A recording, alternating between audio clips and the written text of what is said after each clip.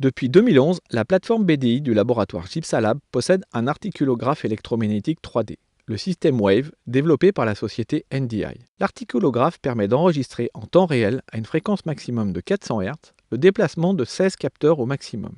Le système est composé d'une plaque émettrice positionnée à côté de la tête d'un sujet assis dans la chambre sourde, de capteurs reliés à un bornier, lui-même relié à un ordinateur se situant à l'extérieur de la chambre sourde. De petits capteurs composés de bobines réceptrices sont collés sur les différents articulateurs du sujet. Avant la venue du sujet, il est nécessaire de préparer le système. Dans un premier temps, chaque petite bobine est recouverte de latex liquide qui nécessite environ une demi-heure de séchage. Une fois sec, le latex sert d'enrobage de protection à la bobine, ce qui permettra une réutilisation future. Une petite pièce de soie est ensuite collée sur la base de la bobine pour augmenter la surface de collage et garantir une plus grande durée de l'attachement.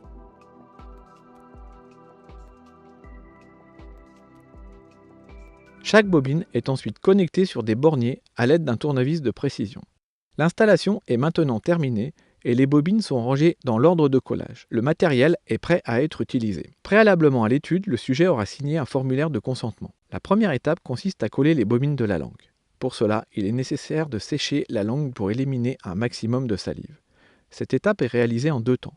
Dans un premier temps, on frotte la langue du sujet avec une compresse imbibée d'alcool médical à 45 degrés, ce qui permet de nettoyer la langue des impuretés et de la sécher.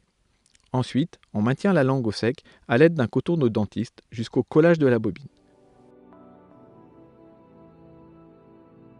En général, 3 à 5 bobines sont collées sur la langue. 2 bobines sont ensuite collées sur les incisives en haut et en bas.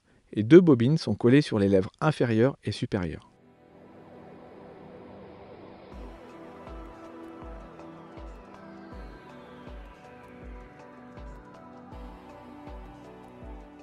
Pour obtenir des points de référence fixes sur le sujet, nous collons une bobine sur l'arête du nez, puis une bobine derrière chaque oreille.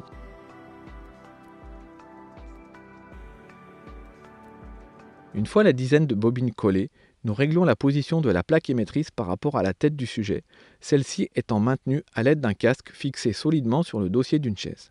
Le logiciel d'acquisition permet la visualisation en temps réel du mouvement des bobines.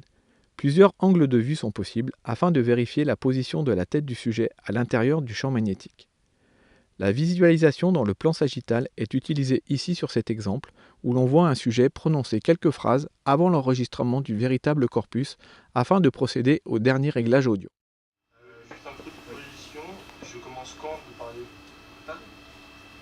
parler de faire le son, je commence quand Au cercle vert, tu fais hey. D'accord, je fais juste et je rentre en position. Ouais, tu Ok. fais position. Une fois l'enregistrement du corpus terminé, il est recommandé de réaliser des mesures complémentaires. Pour cela, à l'aide d'une bobine collée sur le doigt de l'expérimentateur, nous réalisons un suivi du palais dans le plan médio-sagittal pour enregistrer une trace de celui-ci. Ensuite, afin de permettre un recalage des données dans un repère lié à la tête du sujet, nous déterminons le plan occlusal qui est matérialisé par une plaque de plexiglas que le sujet mord pendant un court instant. 3 bobines collées sur cette plaque permettent de repérer l'axe des abscisses pour les représentations futures des données. À la suite de ces dernières mesures, les bobines sont décollées et le sujet peut être libéré, et l'expérience prend fin.